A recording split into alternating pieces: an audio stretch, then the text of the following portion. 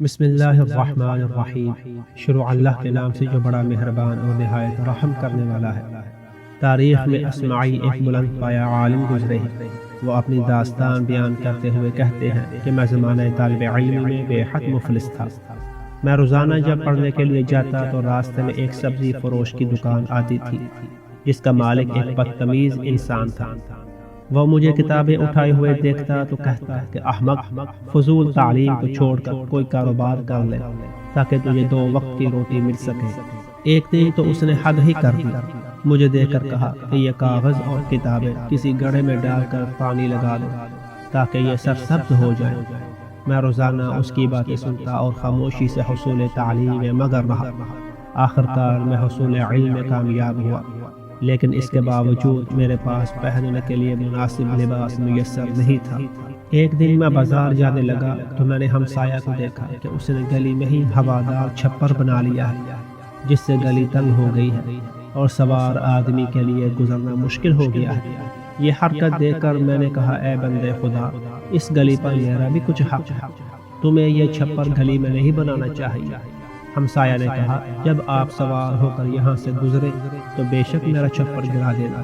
اس کی یہ بات سن کر میں خون کے گھونٹ پی کر رہ گیا۔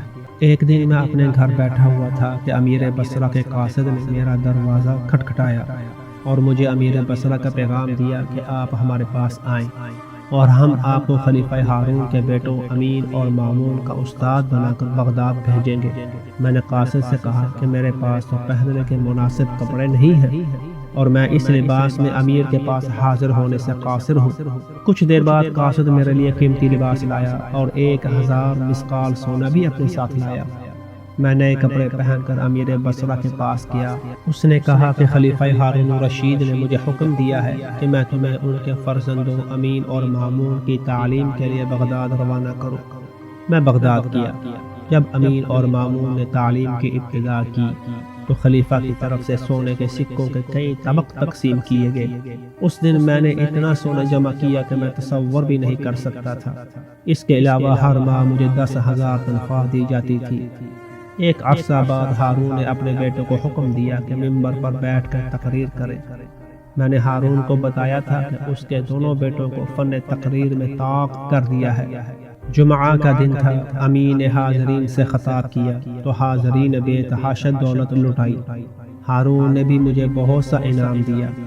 اس دن ہارون نے مجھ سے کہا کہ میں تمہارا شکریہ ادا کرتا ہوں، تم نے میرے بچوں کو تعلیم دی ہے، کوئی خواہش ہو تو بیان کرو۔ میں نے کہا کہ آپ نے مجھے اتنا کچھ عطا کیا ہے جس کے بعد کچھ مانگنے کی حسرت ہی نہیں رہی۔ میں چند دنوں کے لیے اپنے شہر بصرہ جانا چاہتا ہوں۔ ہارون نے مجھے جانے کی اجازت دی اور میری روانگی سے پہلے والی بصرہ کو خط لکھا کہ وہ نامی گرامی لوگوں کو لے کر میرا پرتپاک استقبال کرے اور ہفتہ میں 2 دن میرے مکان پر حاضری دے۔ چنانچہ میں جیسے ہی بصرہ پہنچا تو والی بصرہ نے میرا پرتپاک استقبال کیا۔ ایک ہودج میری سواری کے لیے موجود تھا۔ میں اس ہودج میں سوار ہو کر اپنے گھر کی طرف روانہ ہوا۔ گلی میں میرے ہمسائے کا چھپر موجود تھا۔ میں نے چھپر گرانے کا حکم دیا۔ شہر کے لوگ چوک در چوک میری ملاقات کے لیے آئے۔